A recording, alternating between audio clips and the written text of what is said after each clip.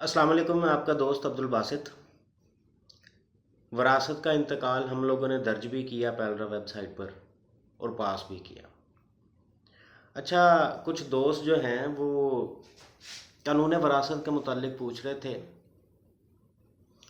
तो कानून वरासत और फिर शजरे के मुतालिक भी पूछ रहे थे, शजरा कैसे बनाना है जो मैनुअल होता है, क्योंकि वो तो हमें अभी सीनियर पटवारी से बना के दे रहे हैं। तो कानून वरासत जो है ये बहुत ज़्यादा पेचीदा मौजू है। पेचीदा इस वजह से, यहाँ तक कि ये भी कहा जाता है कि जिस आदमी ने कानून वरासत सीख लिया या वरासत का इल्म सीख लिया तो उसने आधा इल्म सीख लिया। इसकी इतनी अहमियत है और इतना ज़्यादा पेचीदा ये मौजू है।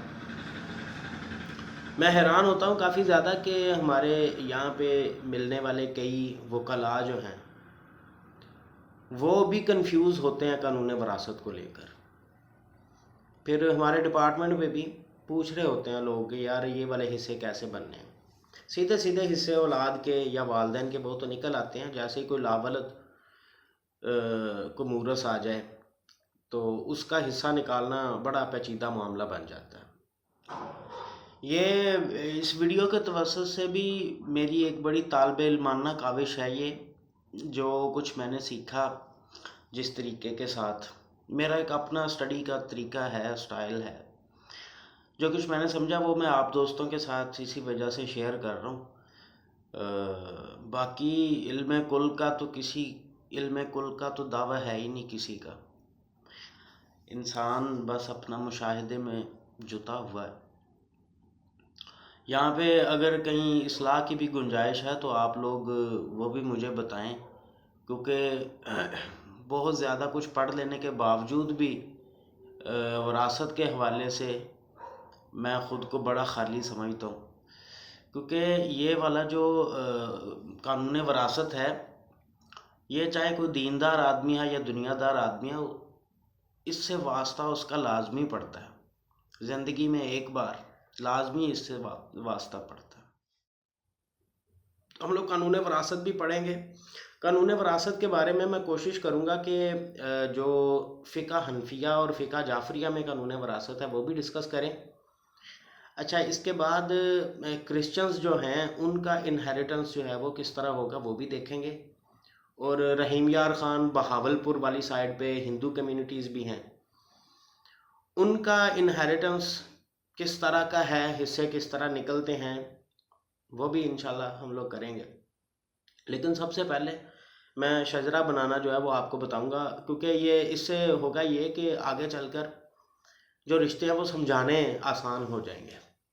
ठीक है जी। जो शजरा है ये आपने बनाना इस तरह है कि सबसे पहले जो मरने वाला है, जो मूरस है, जो मतवफ़ी है, मतवफ़ी मर्द के लिए इस्तेमाल होता है और मतवफ़िया औरत के लिए इस्तेमाल होता है।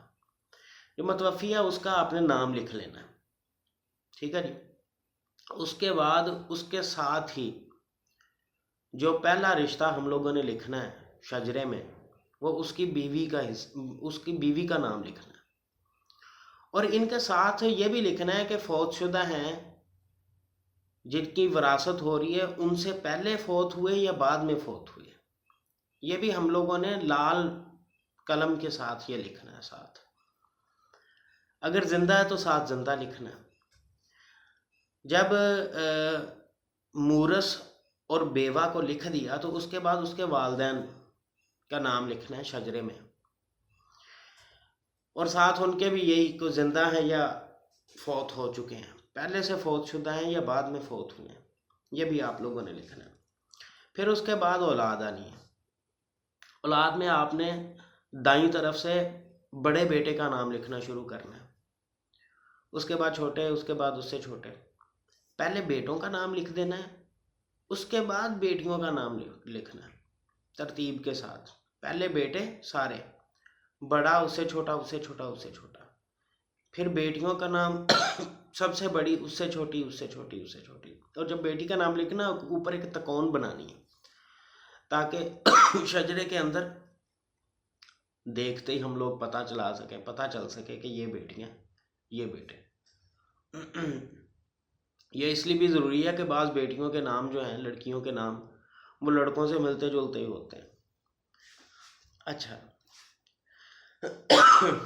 اگر ایک بیٹی اکلوتی ہے یا صرف بیٹیاں ہیں، اولاد نرینہ نہیں ہے یعنی لڑکا نہیں ہے، تو آپ لوگوں نے شجرے میں جو فوت ہونے والا ہے اس کے بھائی اور بہن نے بھی لکھنی ہے، بالکل اسی ترتیب کے ساتھ جس طرح آپ لوگوں نے بیٹوں اور بیٹیوں کو لکھا ہے۔ سب سے بڑا بھائی، اس سے چھوٹا بھائی، اس سے چھوٹا بھائی، پھر اس کے بعد بہنیں، ان کے ساتھ بھی لکھنا ہے کہ حیات جو ہیں اور فوت شدہ جو ہیں، پہلے فوت شدہ بعد میں فوت شدہ۔ اچھا، اگر کوئی بھائی فوت شدہ ہے تو آپ نے اس مرحوم بھائی کی اولاد کو بھی لکھنا ہے شجرے میں، اور پھر اگر جو فوت ہونے والا ہے اس کی اولاد نہیں ہے تو اس کو ایک ڈبے کے اندر اس کا نام لکھنا ہے، اور ڈبے کی جو کارنرز ہیں وہ فل کر دینے ہیں لائنیں مار کے۔ یہ ایک نشان ہوتا ہے لا ولد کا کہ اس کی اولاد نہیں ہے۔ تو یہ تھا شجرہ بنانے کا طریقہ۔ اب آتے ہیں قانون وراثت کی طرف۔ قانون وراثت شروع کرنے سے پہلے آپ ایک چیز کو ذہن نشین کر لیں کہ عرب کے اندر جو وہاں پہ کلچر تھا، قرآن مجید نے جو قانون وراثت سورہ نساء کی 11ویں اور 176ویں آیت ہے، وہ خاص طور پر اس وجہ سے نازل ہوئی جو قانون کے جو عرب کا جو کلچر تھا وراثت کے حوالے سے، اس کو ڈینائی کیا اس نے۔ عرب لوگ جو تھے یہ اپنے حسب نسب کا اور جائیداد کا، ان دو چیزوں کا بڑا خیال رکھتے تھے، ان کو بڑا پیور اور خالص رکھتے تھے، اس میں کسی دوسرے قبیلے کی جو آمیزش ہے وہ نہیں ہونے دیتے تھے۔ یہی وجہ ہے کہ لڑکیوں کے بارے میں بات جو ہے کہ لڑکیاں پرایا دھن ہوتی ہیں، بیٹیاں پرایا دھن ہوتی ہیں، تو ان کو یہ شک شبہ ہوتا تھا، ان کو بھی تھا کہ لڑکیاں جو ہیں اگر یہ کل کو کسی اور قبیلے میں گئیں، شادی ہوئی تو یہ ساتھ جائیداد بھی لے جائیں گی، ٹھیک ہے، اگر ان کو حصہ دیا تو یہ ساتھ جائیداد بھی رہیں گے، اس طرح تو جائیداد جو ہے وہ ناخالص ہو جائے گی، ان پیوریفائی ہو جائے گی۔ تو اتنے زیادہ پوسیسو تھے اپنی جائیداد کو اور حسب اور نسب کو لے کر۔ تو قرآن نے خاص طور پر جو بیٹیاں ہیں یا جو لڑکیاں ہیں ان کی وراثت پر بہت زور دیا، اور یہی وجہ ہے کہ قرآن نے جتنے بھی رشتے بتائے ہیں، جن کا حصہ بھی بتایا ہے، وہ جو ہیں ان میں سے زیادہ لڑکیاں خواتین ہیں۔ تو یہاں پہ ہم لوگ سب سے پہلے فقہ حنفیہ کے مطابق جو وارثان کی اقسام ہیں ان کو ایک دفعہ دیکھیں گے۔ ذوی الفروض سب سے پہلی قسم ہے، اور ذوی الفروض یہ وہ لوگ ہیں، وہ وارثان ہیں جن کا حصہ قرآن نے بتایا ہے فریکشنز کے اندر، ٹھیک ہے، 2/3، 1/2، 1/6، 1/8، 1/4، 1/2، یہ بٹوں کے اندر، یا قرآن نے جتنے بھی حصے بتائے سارے فریکشنز کے اندر، ٹھیک ہے۔ ذوی الفروض کے بعد جو دوسرے وارثان ہیں وہ اسبات ہیں۔ اسبات جو ہیں، اسبا اصل میں بچے ہوئے ترکے کو کہتے ہیں۔ تو اسبات میں وہ والے رشتہ دار آ جاتے ہیں کہ جن کو وہ والا حصہ ملتا ہے جو ذوی الفروض کے بعد بچ جاتا ہے۔ تو جو بیٹا ہے یہ بھی اسبات میں آتا ہے، ذوی الفروض میں بیٹے کا حصہ نہیں ہے، قرآن نے فکس شیئر نہیں بتایا بیٹے کا۔ تو اسبات جو ہیں، اور پھر بیٹا جو ہے، بیٹا ایسا رشتہ ہے جس کی اتنی زیادہ اہمیت ہے کہ حجب آ جاتا ہے وراثت کے اندر۔ مطلب اگر بیٹا ہو تو کئی ذوی الفروض جو ہیں وہ اپنے وراثتی حصے سے محروم ہو جاتے ہیں یا ان کا حصہ کم ہو جاتا ہے، ٹھیک ہے جی۔ اسبات دوسرے درجے پہ، اور اسبات کی پھر اقسام ہیں، پہلے درجے کے اسبات، دوسرے درجے کے اسبات، تیسرے درجے کے اسبات، چوتھے درجے کے اسبات، 4 درجے ہیں اسبات کے۔ اس کے بعد ذوی الارحام آ جاتے ہیں۔ ذوی الارحام جو ہیں یہ دور کے رشتہ دار ہوتے ہیں، اور ان میں زیادہ تر وہ والے رشتہ دار ہوتے ہیں جو ماں کی طرف سے رشتہ دار ہیں، یعنی نانا، نانی، نواسی، ٹھیک ہے، یہ والے رشتے جو ہیں۔ جن میں ایک عورت کا واسطہ آ رہا ہو، وہ والے ذوی الارحام میں آ جاتے ہیں۔ تو ان کو ایک علیحدہ علیحدہ میں دیکھتے ہیں ہم لوگ۔ ذوی الفروز جو ہیں، ان کو میں نے یہ ایک شجرہ بنا دی ہے، ان کا پیڑھی وار، ٹھیک ہے، پچھلی پیڑھی، پھر اس سے اگلی، پھر اس سے اگلی۔ تو پیڑھی وار جو ہے یہ والا رشتے جو ہیں سمجھنے آسان ہو جائیں گے۔ ان کا شیئر کتنا ہے یہ ابھی ٹاپک ہی نہیں ہے، اس کو صرف رشتوں کو سمجھیں ایک دفعہ۔ ان میں سب سے پہلے جو ہے دادا اور دادی۔ یہ صرف دادا اور دادی نہیں ہے، ان میں پردادا اور پردادی بھی ہو سکتے ہیں، یعنی یہ دو ہی رشتے ہیں، دادا ایک، دادی دوسری۔ پھر والد اور والدہ، دو رشتے یہ ہو گئے ٹوٹل قرآن کے بتائے ہوئے۔ ان کے حصے قرآن نے بتائے ہیں، دادا دادی، والدہ والد۔ پھر اس کے بعد جو ہے اگر شوہر کی وراثت ہو رہی ہے تو بیوی، اگر بیوی کی وراثت ہو رہی ہے تو شوہر، دو رشتے یہ ہو گئے، ٹوٹل 6 ہو گئے۔ اس کے بعد حقیقی بہن۔ حقیقی بہن سے مراد ہے یعنی وہ بہن جو ایک ہی والدین سے ہیں، وہ بہن بھائی جو ایک ہی والدین سے ہوں، وہ ایک دوسرے کے لیے حقیقی ہوں گے، ٹھیک ہے، والد بھی ایک، والدہ بھی ایک، حقیقی بہن۔ پھر باپ شریک بہن۔ باپ شریک بہن سے مراد یہ ہے کہ اگر باپ نے 2 شادیاں کی ہیں تو دوسری شادی سے جو پیدا ہونے والی بہن ہے وہ والی باپ شریک بہن ہے۔ پھر ماں شریک بہن۔ ماں شریک بہن کا بھی رشتہ بتایا۔ ماں شریک بہن سے مراد اگر ماں نے پہلے شادی کی ہے تو اس میں سے جو بہن ہے، جو بیٹی ان پہلی شادی میں سے، وہ والی ماں شریک بہن ہے۔ پھر باپ شریک بہن۔ باپ شریک بہن بھی، ماں شریک بہن بھی۔ پھر ماں شریک بھائی بھی، ماں شریک بھائی کا بھی حصہ بتایا ہوا ہے ذوی الفروز میں، قرآن نے یہ فکس شیئر بتایا۔ پھر اس کے بعد بیٹی۔ بیٹی ایک ہو، اکلوتی ہو، یا ایک سے زیادہ ہو، وہ ایک ہی رشتہ مطلب کنسیڈر ہوگا۔ تو یہ ٹوٹل 2 2 4 6 10 11 رشتے ہو گئے۔ پھر اس کے بعد پوتی، ٹھیک ہے جی، یہ ٹوٹل 12 رشتے ہیں۔ ان میں 4 جو ہیں وہ مردوں کے حصے ہیں اور 8 عورتیں ہیں۔ قرآن مجید نے خواتین کی جو وراثت میں حصہ ہے اس پہ اتنا زیادہ زور دیا۔ بیٹوں کو تو پہلے سے ہی حصہ مل رہا تھا، ٹھیک ہے، عرب کلچر میں بیٹے کو کسی نے بھی وراثت سے محروم نہیں کیا تھا۔ وراثت سے محروم کون ہو رہی تھی؟ خاتون ہو رہی تھی، لڑکی، بیٹی ہو رہی تھی، بہنیں ہو رہی تھی۔ تو قرآن نے صریحاً اس کا جو حکم نازل کیا اس میں حصے بتا کے بتایا، اور فریکشنز کے اندر کہ کل جائیداد میں سے اتنا حصہ بہن کو جانا ہے۔ اچھا جی، ذوی الفروز کے بعد اب جو ترکہ بچ جاتا ہے ان میں آ جاتے ہیں، وہ جو ترکہ بچا ہوا ترکہ جو ہے وہ اسبات میں تقسیم ہوتا ہے۔ اسبات کی جو پہلی قسم ہے وہ اسباب نفس ہی ہے۔ اسباب نفس ہی میں وہ مرد حضرات آتے ہیں، وہ مرد وارثان آتے ہیں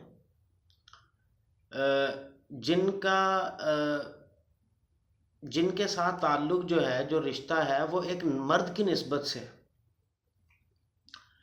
ان میں جو سب سے پہلے درجے کے اسبات ہیں وہ جو مرنے والا ہے، جو فوت ہونے والا ہے، جس کی وراثت ہو رہی ہے، جو اس کی اولاد میں سے ہے، ٹھیک ہے جی، اس کے خون سے ہیں، جو اس میں بیٹا آ جاتا ہے، پوتا آ جاتا ہے، پڑپوتا آ جاتا ہے، یہ پہلے درجے کے اسبات ہیں۔ اچھا، دوسرے درجے کے جو اسبات ہیں وہ والد کی طرف سے ہیں، والد، دادا، پردادا، ٹھیک ہے، یہ سارے دوسرے درجے کے اسبات ہیں۔ اچھا، پھر تیسرے درجے کے جو اسبات ہیں وہ ہیں جو باپ کے خون سے ہیں، یعنی اس میں بھائی آ جاتے ہیں، بھائی، بھتیجا، پھر بھتیجے کی اولاد، یہ تیسرے درجے کے اسبات ہیں۔ اور چوتھے درجے کے اسبات جو ہیں وہ دادا کے خون سے جو ہیں، جو دادا کا جز ہیں، ٹھیک ہے جی، ان میں چچا آ جائے گا، چچا زاد بھائی آ جائے گا، ٹھیک ہے جی، یہ ساری اولاد، یہ ہیں اسبات بنفس ہی جو ہیں۔ ان کی 4 شکلیں، ایک جو میت کا جز، ایک جو والد اور دادا اور پردادا، پھر تیسرے درجے پہ جو والد کا جز ہے، یعنی اس میں بھائی آ جائے گا، بھتیجا آ جائے گا، اور چوتھا جو دادا کا جز ہے، ٹھیک ہے، جو دادا کے خون سے پیدا ہوئے ہیں، وہ والے چچا زاد بھائی، یہ والے یہ بہت زیادہ ریئر ہوتے ہیں کہ اگر دادا کے جو جز ہیں، چوتھے درجے کے جو اسبات ہیں، ان کے اندر کوئی حصہ جائے، بہت ریئر چانس ہوتے ہیں یہ. ٹھیک ہے جی. یہ تو تھے اسبات بنفسے ہی. اسبات کی ایک قسم جو ہے اسبات بغیری بھی ہے. اس میں 4 عورتیں ہیں. یعنی ہم لوگوں نے دیکھا کہ ذوی الفروز میں بیٹی ہے، بیٹی یا بیٹیاں اولاد نرینہ نہ ہو تو ان کا شعر جو ہے قرآن نے بتایا. لیکن جب بیٹا پیدا ہو گیا تو بیٹیوں کو قرآن کے بتائے ہوئے شعر کے مطابق حصہ نہیں ملتا، وہ پھر بھائی کے ساتھ شیئر کرتی ہیں. تو اسبات بغیری ہی میں یہ جو 4 خواتین ہیں، ان میں سب سے پہلی جو خاتون ہے وہ بیٹی ہے. یعنی جب بیٹا پیدا ہو گیا تو جائیداد ذوی الفروز جو ہے اس میں ایک تبدیلی ہوگی. ٹھیک ہے، وہ تبدیلی سب سے پہلے یہ ہوگی کہ بیٹا پیدا ہوا تو جو بیٹیوں کا حصہ ہے وہ قرآن کے بتائے ہوئے طریقے سے نہیں ہوگا، وہ بلکہ اسبات میں آ کر بھائی کے ساتھ شیئر کریں گی. وہی والا قانون، وہی والا اصول جو قرآن نے سورہ نساء کی جو 11ویں آیت ہے اس کے شروع میں جو بتایا ہے کہ لڑکے کے ہوتے ہوئے لڑکے کو کتنا حصے ملے گا، لڑکی کے مقابلے 2. تو یہ والا اصول یہاں پہ آئے گا. ٹھیک ہے جی. اچھا، دوسرے درجے پہ اگر پوتے کے ہوتے ہوئے جو پوتی کو ملنا ہے، ٹھیک ہے، اب پوتی کا جو حصہ قرآن نے فکس بتایا تھا 1/2 یا 2/3 اگر زیادہ ہیں پوتیاں، تو پوتا لڑکا آنے کی صورت میں کیا ہوگا، ان کا شعر بھی بالکل چینج ہو جائے گا. وہی جو قرآن کی 11ویں آیت کا پہلی آیت کے شروع میں جو بتایا ہوا ہے کہ لڑکے کو لڑکی کے مقابلے 2 گنا، تو یہ والا یہاں پہ شعر چینج ہو جائے گا. دوسری خاتون جو ہے اسبات بغیری ہی میں، وہ پوتا پوتی ہیں. اچھا، اس کے بعد حقیقی بہن، اگر حقیقی بہن ہے تو اس کو بھی پھر قرآن کے اس بتائے ہوئے فکس شعر کے مطابق نہیں بلکہ وہ بھائی کے ساتھ شیئر کرے گی. ٹھیک ہے، بھائی کے ہوتے ہوئے، حقیقی بھائی کے ہوتے ہوئے جو حقیقی بہن کا حصہ بدلے گا وہ والا. اور پھر باپ شریک بہن کا حصہ، یہ بھی حقیقی بھائی یا باپ شریک بھائی کی وجہ سے چینج ہوگا. تو یہ تھے اسبات بغیری ہی. موٹی موٹی چیزیں ایک دفعہ آپ لوگ دیکھو گے، اس پہ تھوڑا سا ذہن کھپاؤ گے تو آپ لوگوں کو یہ کلیئر ہو جائیں گی چیزیں. اس کے بعد ہم لوگ کیا کریں گے، اس کے بعد ہمارے جو سامنے روزمرہ شجرے آتے ہیں وہ اتنے زیادہ پیچیدہ نہیں ہوتے. عموماً جو ہمارے پاس وراثتیں آتی ہیں اس میں بیٹا بیٹی سارے ہوتے ہیں، تو یہ بات جو ہے یہ چچا میں دادا میں یہ پیچھے آگے نہیں جاتی بلکہ اولاد کے اندر ہی رہتی ہے. اگر بیٹیاں ہیں اکیلی تو چچا جو ہیں ان کو جاتا ہے، یعنی بھائی کو جو حصہ جاتا ہے وہ والا. تو یہ جو ہیں ہم لوگ اپنے سامنے کو 8-10 شجرے رکھیں گے، وہ میں ان کو سولوشن بھی ان کا بنا لوں گا، حل بھی کروں گا انہیں. تو حل کر کے جب ہم لوگ 8-10 شجرے ہم لوگوں نے مختلف طریقوں کے بنا لے تو ہمیں بعد میں یہ ضرورت ہی نہیں رہنی. یہ قانون وراثت ایک دفعہ بتانے کا مقصد جو تھا وہ ایک اوور ویو دینا تھا. اگر اس کو ان ڈیپتھ جتنا زیادہ مرضی چلے جائیں تو آپ اتنی زیادہ گہرائی اور گہرائی میں جا کر اس کو سمجھ سکتے ہیں. ہمارے ادھر چونکہ شادی جو ہے، ہم لوگ چونکہ ہندوستان کے نیٹو ہیں، یہاں کے پرانے رہنے والے، تو یہاں پہ جو ہے وہ ایک سے زیادہ شادیوں کی کبھی بھی پذیرائی نہیں ہوئی. اور لوگ جو ہیں وہ جو ایک سے زیادہ شادیاں کرتے ہیں وہ ویسے بھی فیملی میں فٹ نہیں ہوتے. کیوں؟ ہمارا ادھر ہندوستان کا جو کلچر ہے وہ ایک شادی کا ہے، تو ہم لوگ اپنے اس کلچر سے کبھی باہر نکل ہی نہیں سکے آج تک. عرب کے اندر ایک سے زیادہ شادیوں عام تھیں، تو وہاں پہ جو تھے وہ اتنے زیادہ رشتے ہونے کی وجہ سے وراثت جو ہے وہ کئی اطراف میں جاتی تھی، حصے جو ہیں وہ کئی جگہوں پہ جاتے تھے. اس وجہ سے ہمارے ہندوستان کے سینیریو کے اندر جو شعر نکالنا ہے وہ اتنا زیادہ مشکل بھی نہیں ہے. لیکن ایک دفعہ اوور ویو دینا تھا تو وہ میں نے آپ کے سامنے یہ چیزیں رکھی ہیں. ان کے اب جو میتھمیٹکس ہے، حصے نکالنے کے جو طریقے ہیں، وہ بھی میں بڑے ہی آسان طریقے کے ساتھ آپ کو بتاؤں گا. تو انہیریٹنس کی ویب سائٹ بھی میں نے بتائی تھی ایک، جس میں سے شیئر نکال سکتے ہیں. اگر بالفرض وہ آپ کے پاس نہیں چل رہی تو آپ مطلب کاپی پینسل کیلکولیٹ کر سکتے ہو، کاپی پینسل کے اوپر بھی. بہت شکریہ، اللہ حافظ.